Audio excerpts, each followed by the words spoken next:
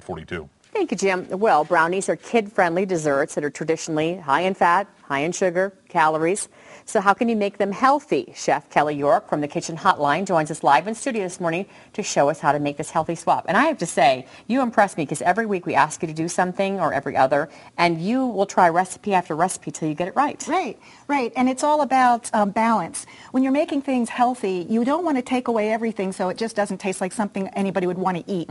So we have to get the right balance. And what we did here is we took a America's Test Kitchen recipe, which is delicious, but it's very high in sugar and fat. And then we also looked at the box mixes and tried to determine what is it that makes the brownies chewy, cakey, fudgy, and try to make one that incorporated all of that. Okay. And something that wouldn't stick to your knife when you cut it and it's too crumbly and too messy, but also has that fudgy, dense flavor. So she did the box and then the delicious Test Kitchen and then our healthy version, swaps, which we're going to try right now. now. And what we're going to do is first you take some cocoa powder, and this is a third of Dutch cocoa powder, so it has an alkali in it to make it a little less bitter, and 2 ounces of unsweetened chocolate. There's also 1.5 teaspoons of instant coffee powder in there. You're going to take about a half a cup plus 2 tablespoons of, you can go ahead and start stirring that. Sure. It'll start to get more solid as it gets more smooth.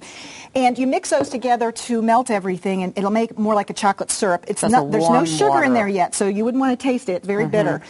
To that, once that gets a little more stirred together, we're going to add, instead of butter, which you would normally add, and oil, we're going to add a third a cup, about 3 ounces of pureed avocado, and 3 tablespoons of almond butter. Avocado and almond butter to replace some of the fat. Yes. Now, a lot of people will be like, ew, avocado, but I've used it in some, like a mousse, and you don't really taste the flavor of avocado. It blends in with the sugar and the chocolate. Absolutely. It's very neutral.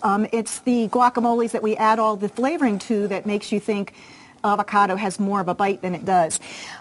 So let's go ahead and we'll put that in. I'm going to grab another spoon. Sure. And just keep stirring. So this is your fat then.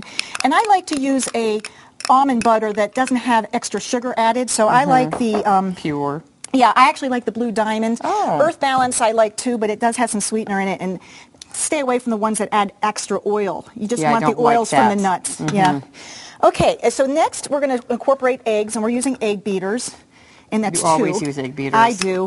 I do. Hey, I watch my cholesterol. I'll use like 3 whites and 1 yolk to do 2 eggs. That's smart too. Yeah, that'll cut it down, but you still get a little bit. Kelly, yes, I know you are. Yes, no doubt about it. Okay, then we're going to add some stevia in the extract in the raw, and a little bit of Splenda, which is a brown sugar blend of real brown sugar and some Splenda. Okay, so stevia and then brown sugar blend, which is part Splenda and part brown sugar. And I'm not a real fan of Splenda, but in the mix we needed to have a combination of sugars so that you didn't get that aftertaste, and we're also cutting down the sugar for diabetics and for that glucose level. Then the flours we're adding is oat flour, almond meal, and what was the third? Oat flour, almond meal, and buckwheat.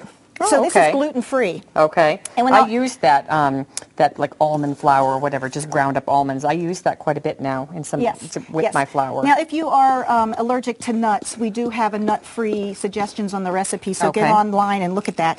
And then we're adding bittersweet chocolate chips. Which could be the Ghirardelli. I like those. Could be the Ghirardelli. I like to use the free trade products that you get at Vitamin Cottage. All right. And that's it for the batter. So it's a 1 mix bowl. Then we're going to pour it into a 9x13 pan, which has been tinted with some foil, so it makes it easier to remove. To pull them out. Should I put it in now?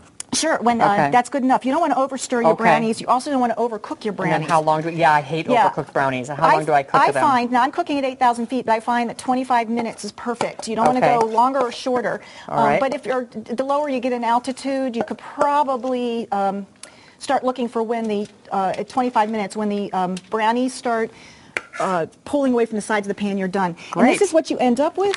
Nice little pan here. Nice little pan, and we will taste They're very fudgy. They're very fudgy. So we'll compare them in a minute. So what we'll do, they're very rich and very fudgy. I tried them already. All right, so if you have questions, by the way, about how to make your foods healthier, you can give the Kitchen Hotline a call today between noon and 4. You can even get Kelly. That number is 877-773-8485, and we'll have a link on our website as well. Thanks, Kelly. Call us. We'll compare. All right, it's an incredible